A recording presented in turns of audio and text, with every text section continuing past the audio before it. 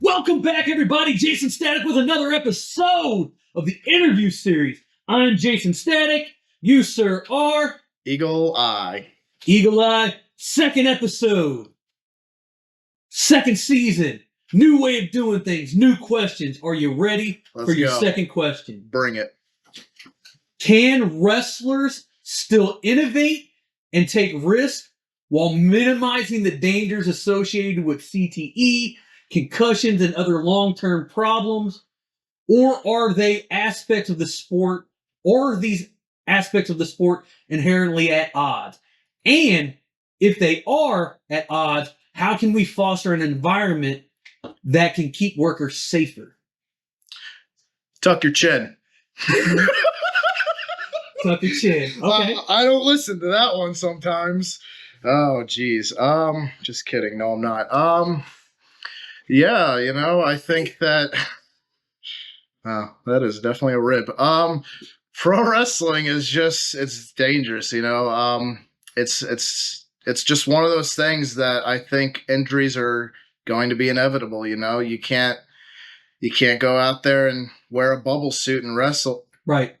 It's pro wrestling. You probably could go wear a bubble suit and wrestle, but realistically, it's just one of those things that's why we have a training school. That's why we go and train. And that's why they always tell you that your training's never done, because there's always things you could do better. There's always safer ways to do things. There's always things that are being put out there where you could make wrestling a safer environment than what it appears to be. Uh-huh.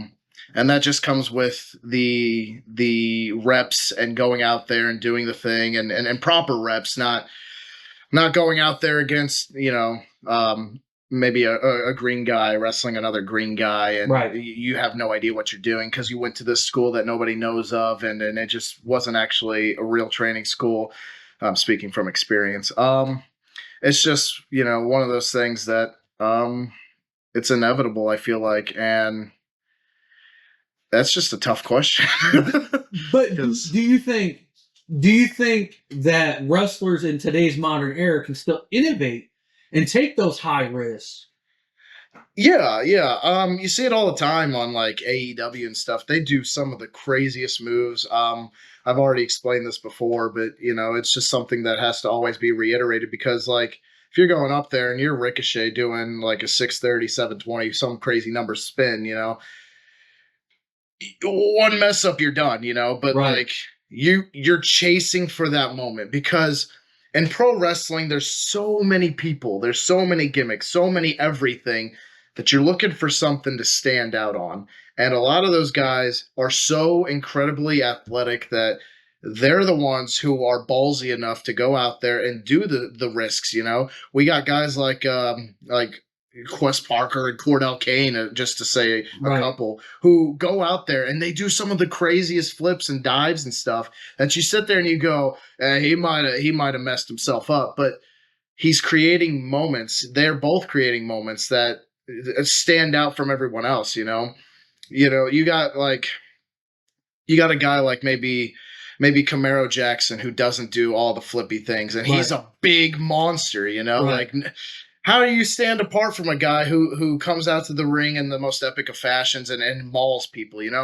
You take those risks. You take those high-flying risks. You do the things that are going to cater to you and what you can do to stand out, because that's one of the aspects of pro wrestling, is standing out and trying to get to the top. And I feel like if you don't have a solid gimmick, something that makes you stand out, a little shtick in the ring, then that's one of those things that people go and they go, okay, well, I can do this, so I'm going to go and do this. Okay.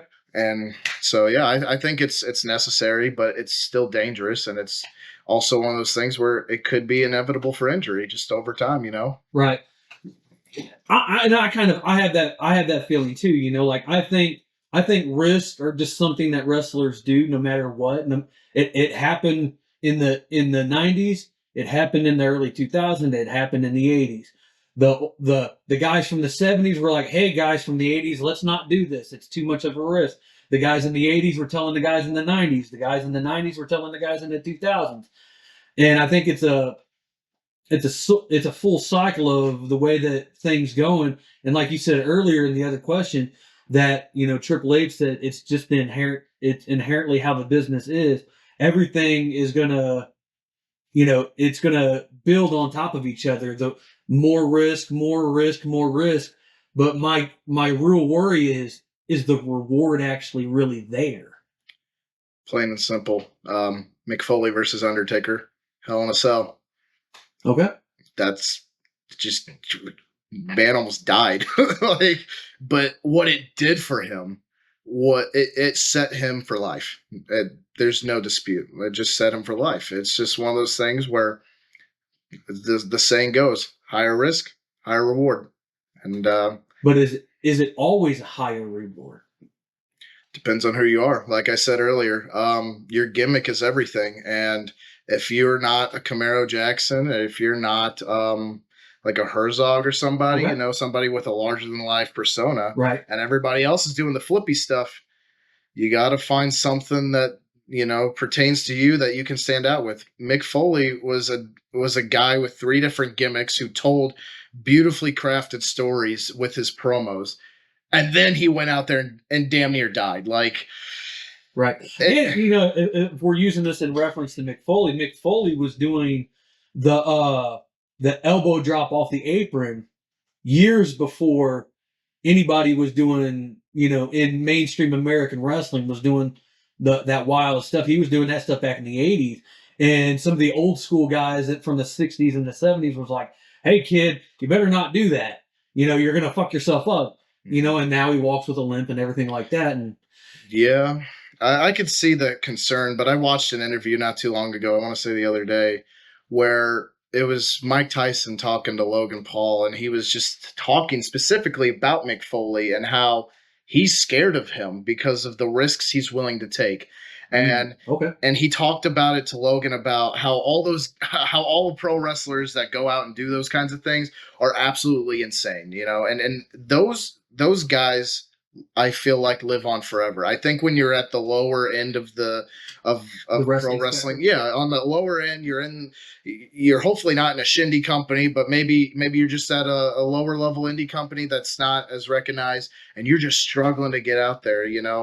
What can you do to create something that makes you stand out? And you have to have both. You can't just go out there and do the flippy things unless you've already been established as that. Kind of like Ricochet was Prince Puma before all this. Right. That was a gimmick, and then he did all the flippy things. You had Drago from Lucha Underground. He was a dragon who did all the flippy things.